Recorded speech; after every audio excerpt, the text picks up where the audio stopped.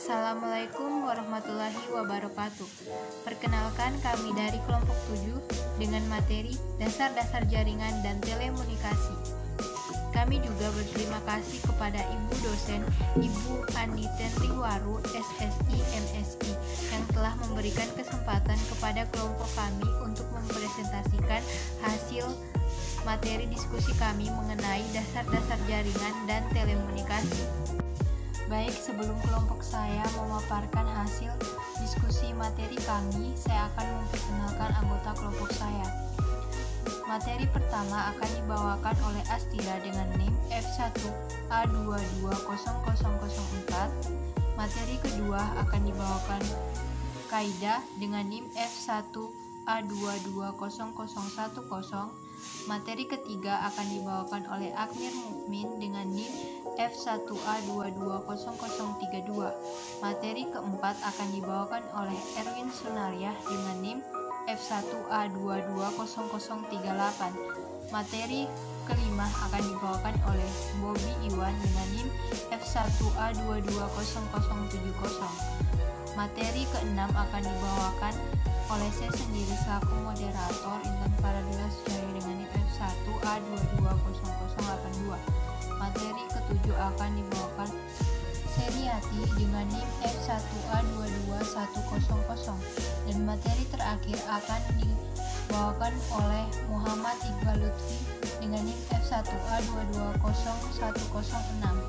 Baik, langsung saja kita beralih ke pemaparan materi pertama.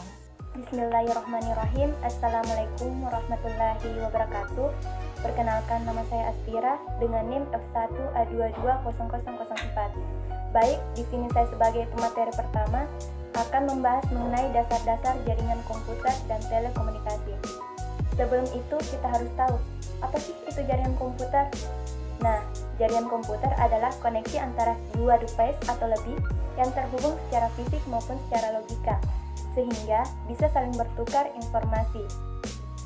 Jaringan komputer dapat dikatakan terkoneksi apabila device yang ada dalam jaringan tersebut bisa saling bertukar data atau informasi dan berbagai resource yang dimiliki. Ada beberapa pertimbangan mengapa kita perlu membangun sebuah jaringan komputer. Pertimbangan ini juga merupakan manfaat dari sebuah jaringan komputer. Nah, apa saja manfaatnya? Yang pertama, sebagai resource sharing. Dengan adanya jaringan komputer, kita bisa dengan mudah berbagi data seperti dokumen, gambar, video, dan lain-lain dengan kolega yang lokasinya jauh, bahkan di negara yang berbeda. Yang kedua, hardware sharing.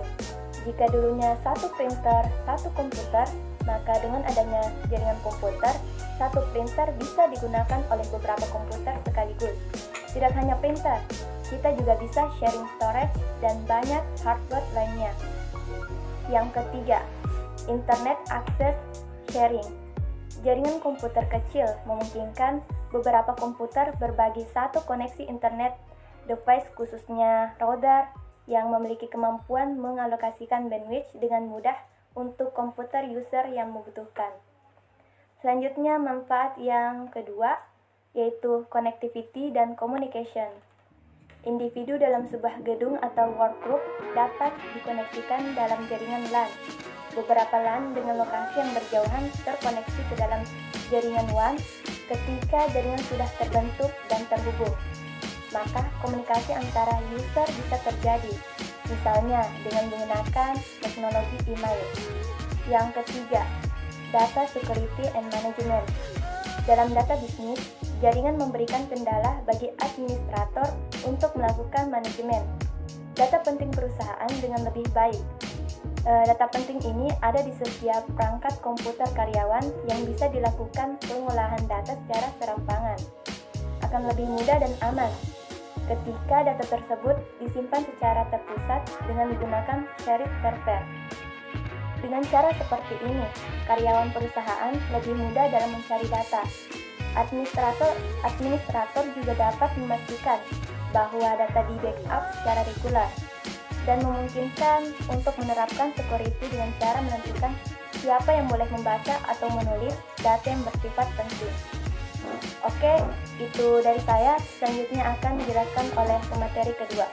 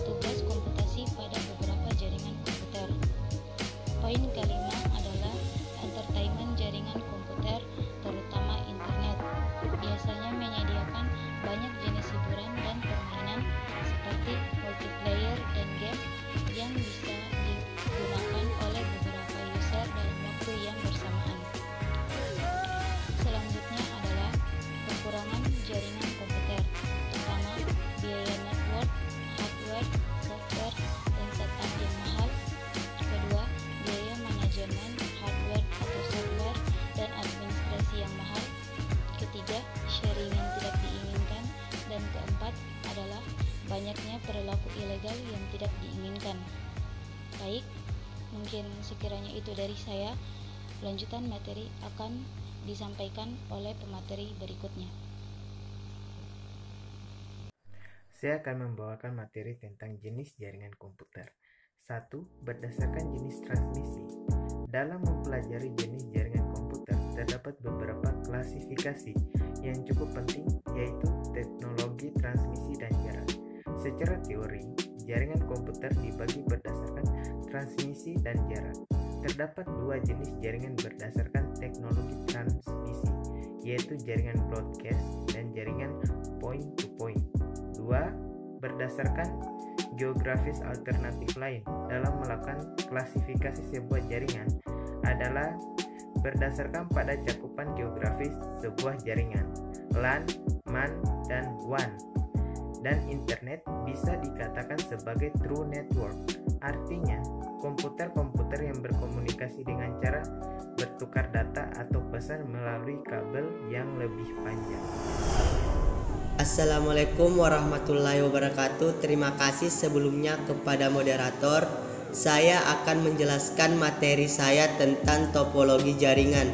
Topologi jaringan itu sendiri adalah suatu cara untuk menghubungkan satu komputer dengan komputer yang lain sehingga dapat membentuk suatu jaringan. Jaringan komputer itu sendiri merupakan suatu jaringan telekomunikasi yang dapat memungkinkan antara komputer yang satu dengan komputer yang lain saling berkomunikasi dalam bentuk suatu data. Adapun beberapa bagian topologi jaringan yang sering digunakan yaitu topologi bus, token ring, star, tree, dan smash. Terima kasih. Assalamualaikum warahmatullahi wabarakatuh. Baik, saya akan melanjutkan materi yang telah dipaparkan oleh rekan saya sebelumnya. Saya akan membawakan materi mengenai telekomunikasi bagian surat elektronik. Surat elektronik disingkat ratel, raton, surel, atau surat E, atau surat digital, atau pos elektronik yang disingkat pos L, atau nama umumnya dalam bahasa Inggris, yaitu email, adalah sarana mengirim surat melalui jalur internet. Untuk mengirim surat elektronik, kita memerlukan suatu program mail client. Surat elektronik yang kita kirim akan melalui beberapa poin sebelum sampai di tujuan. Contoh yang dipakai adalah layanan SMTP, Simple Mail Transfer Protocol, dan POP3, Post Office Protocol. Adapun cara membaca surat elektronik yaitu yang pertama menggunakan browser seperti Internet Explorer dan Mozilla Firefox. Metode ini disebut sebagai web-based, artinya kita menggunakan media web sebagai perantara ke kotak surat elektronik. Contohnya Yahoo, Mail, dan Gmail. Untuk menggunakannya, pengguna haruslah dalam keadaan online. Layanan surat elektronik berbasis web biasanya disediakan penyelenggara layanan email gratis.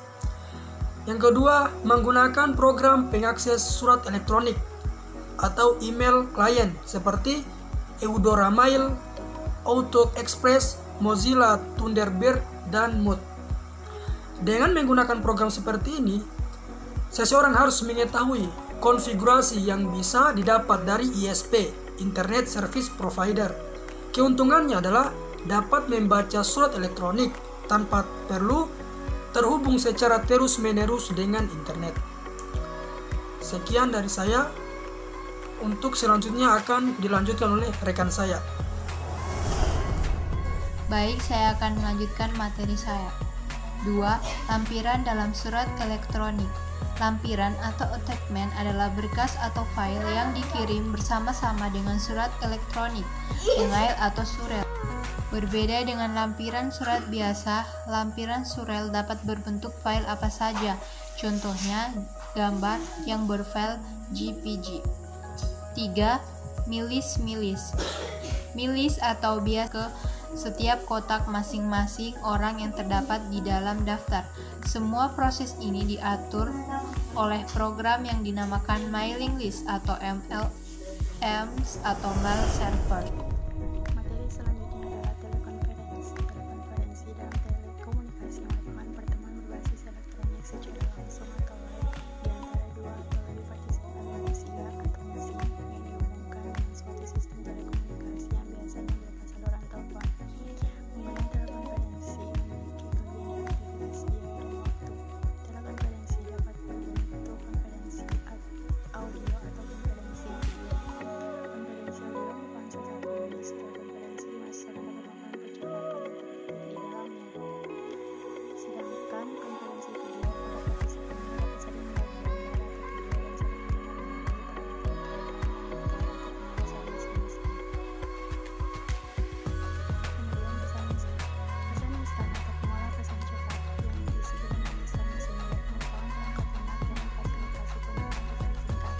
Suatu bentuk komunikasi secara langsung antara dua orang atau lebih menggunakan tersignal komputer yang berhubung melalui sebuah jaringan, misalnya internet. Segala penggunaan surat yang ada dalam berkomunikasi dari cara konvensional atau dengan surat. Jurnal itu memiliki sentimeter cepat untuk menutupi kelelahan surat yang kadang-kadang kurang cepat dan tidak tepat waktu. Berikut adalah daftar beberapa program penggunaan instan. Pertama, Call Messenger. Kedua, Instant Messenger. 3, Windows Live Messenger. 4, Yahoo Messenger. 5, Skype. 6, Comfort. 7, Nobu. 8, BlackBerry Messenger. 9, WhatsApp, dan lain-lain. Oke, lanjut pada materi saya, yaitu mengubah teknologi informasi. Budaya atau kebudayaan adalah kerangka acuan perilaku bagi masyarakat pendukungnya yang berupa nilai-nilai kebenaran, keindahan, keadilan, kemanusiaan, kebijaksanaan, dan lain-lain, yang berpengaruh sebagai kerangka untuk membentuk pandangan hidup manusia yang relatif menetap dan dapat dilihat dari pilihan warga. Budaya itu menentukan sikapnya terhadap berbagai gejala dan peristiwa kehidupan. Karena perkembangan teknologi komunikasi demikian cepatnya, budaya sering tertinggal oleh kecepatan perkembangan teknologi. Orang-orang yang mengubah dunia dalam teknologi komunikasi antara lain Mark Zuckerberg, yaitu pencipta sosial media Facebook, terus ada Steve Jobs yang membuat sebuah video streaming yaitu YouTube, dan masih banyak lagi. Oke, terima kasih. Anjay. Baik, itulah tadi pemaparan dari kelompok kami. Lebih dan kurangnya mohon dimaafkan. Kami akhiri dengan ucapan wabillahi taufiq